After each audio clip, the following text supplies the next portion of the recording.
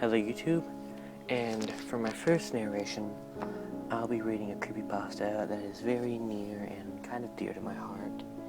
It is the first creepypasta I ever read, and it completely captured me and made me love creepypasta, and at the same time, fucking terrified me. So, without further ado, I shall read The Puppet Master's Regime. Have you ever heard of the musical, The Puppet Master's Regime? Most likely you haven't.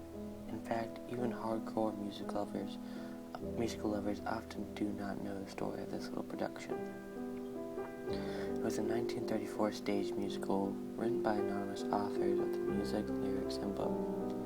It starred upcoming performers such as Timmy Cutie Pie Wright, Sally Wilkes, Henry Gregory, as well as many others. At the time, it was the most expensive show to that date. It was said to be the biggest, most spectacular show you'd ever see. From the Testament of Tyler Warwick, 1901 to 1983.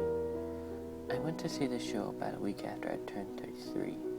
The ticket was a gift from my sister, who knew how much I loved musicals. I remember the signs. They were huge. I also remember the playbill. It was just a single red dot with a doll-like face on it. It didn't make much sense to me, but it didn't matter, because I was going to see a Broadway show. From the Testament of Georgina Long, 1911 to 1984. The cast was made of completely new people, kids and adults alike, who were longing to get back on stage after vaudeville stopped being popular. It was quite charming, really. I do remember how odd the whole thing was. All the playwrights and lyrics, and everyone were all named, and that playbill. It was a little red drop with a peculiar face on it. Not even a title, just that little red dot. I had come to New York with my parents to cheer the family up after my grandmother had died. A Broadway musical seemed like just what we needed. The Testament of Carl Hannigan, 1920 to 1993. I remember the first act. Then again, who could forget? The story was a little hard to follow at first. There was a little boy who lived in a puppet shop. Or maybe he lived down the street. No. He worked in the puppet shop, but he was homeless, so they provided him a home there. The kid's name was Mortium, something weird. Oh yes, it was Mortiartum. Or, no, Mortar. Yes, Mortar. Anyways, Mortar's employer was this old man named Mr. Obscure. I remember his name because he was so creepy. I think his character was a pedophile. The two of them sang this weird song about puppets. It wasn't a normal song, or at least the music wasn't normal. The lyrics were very enchanting, and the music did this odd thing where the high notes and low notes sort of mixed with each other. It really set this strange mood, but we thought nothing of it, and the show progressed. From the Testament of Gabriel Johnson, 1919 to 1976. This little kid, Mortar, something like that, had a girlfriend named Trunt, and this other boy named Albert. Together, they talked about how much they loved puppets, and so they sang this cute little song about joining forces to raise money so that they could afford to build their own puppet. Then something really odd happened in the story. The three all headed for school, and they had this really nasty teacher named Madame Rapiro, or something like that. They had a reprise of the song from before, and she overheard them. At first, her remarks were about the children's fantasies were somewhat comical, but then the light fixed on her. She sang this heartbreaking little song about, well, that's up for interpretation, but it was somewhat about love, but it had all these strange puppet metaphors.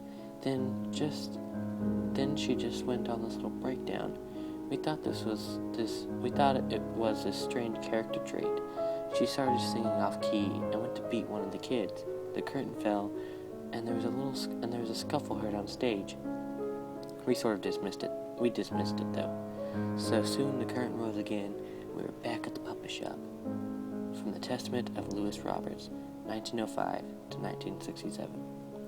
Mortar and his friends went to the town and sang a song about selling dolls, I think it was, because the little girl made dolls in her spare time, and she had to sell them. I remember those strange background characters. The company was so absolutely monotonous. They all wore some form of dark clothing, and each of them were very tall, very, very tall. I can remember how they all had their faces covered up by hair or hats or veils. None of them spoke. None of them even sang.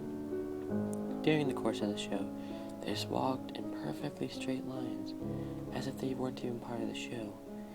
Anyways, the strange song about buying dolls, it had absolutely no life, but for some reason, these kids were putting their all into it. I could see the pain in their faces as they hit those high notes, and something else. As the lyrics went on, they seemed to get a little... It's so hard to explain. They all looked like they were dying a little inside. They looked so pale and nervous all of a sudden. Made me just a tiny bit anxious. From the Testament of Carrie Laurie, 1921 to 1995. The kids all got their money from the strange man in a cloak who sang a simple little tune. I still remember the lyrics. Despite the fall of rain, little kitties, everyone needs a little song. Wooden dolls give you pain, little kitties. Go on, little kitties, run along. His character was never really explained, but I remember how truly gripping the melody was. So haunting. It got you right there in the gut. Even the little kid actors seemed a bit unsettled by the new turn of the show. They all kept stuttering over their lines as they spoke and sang, and I still remember when a light bulb over the stage went out. Everyone kind of gasped, and one man I think even laughed. The noise it made really spooked the little girl. Little Miss was her name. All the names are so very odd. All I know is that the bulb had gone out, and the actors were stumbling across the stage, and the whole thing looked like a terrible flop. So there you go, YouTube. The first part of my reading of the Puppet Master's Regime. I will pick this up tomorrow for the second part, and then the next day for the third part. And I hope you liked my first narration. Please leave some feedback, and have fun.